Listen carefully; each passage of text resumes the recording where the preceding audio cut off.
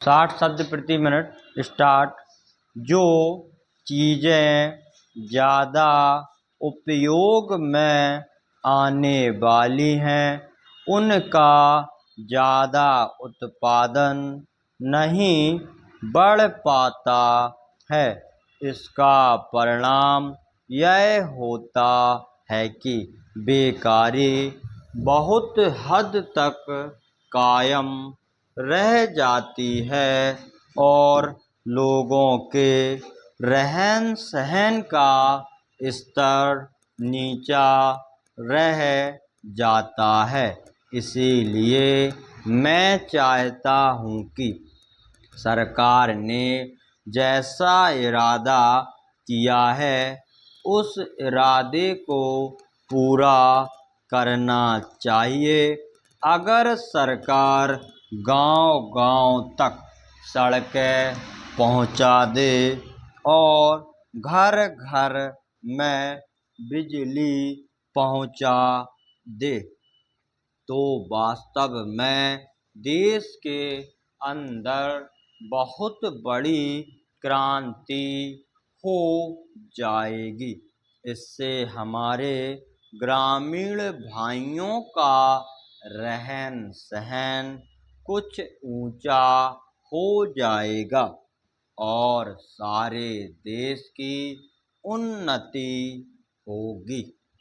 देश के लोगों ने पिछले 2 आम चुनावों में हमारे प्रधानमंत्री में जो विश्वास प्रकट किया है वह इसी भावना से प्रकट किया है कि प्रधानमंत्री ने जो कुछ वायदा किया उसको क्रियान्वित करने के लिए उन्होंने पूरी तरह से जोर लगाया।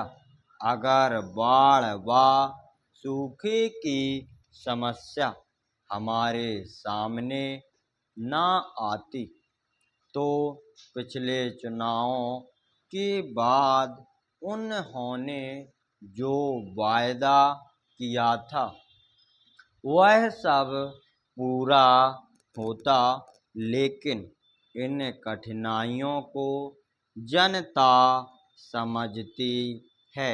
वह जानती है कि सरकार के सामने क्या-क्या कठिनाइयाँ आती हैं और सरकार ने किस तरह से उनको बर्दाश्त किया है।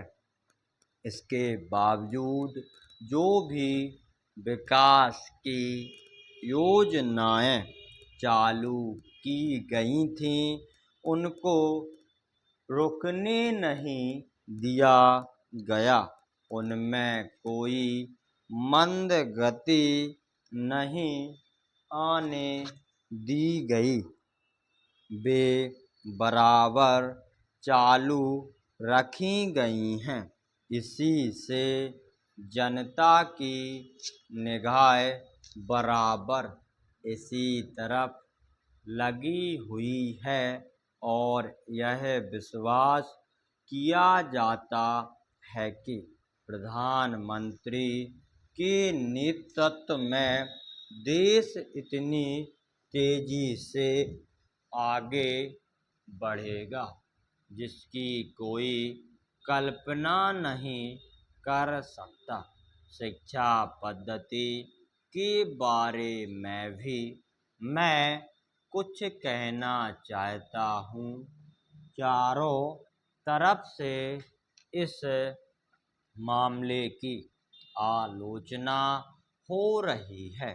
एक तरफ स्कूल कॉलेजों से पढ़कर निकलने वालों की संख्या तेजी से बढ़ रही है, दूसरी तरफ उन्हें कोई काम नहीं मिल रहा है।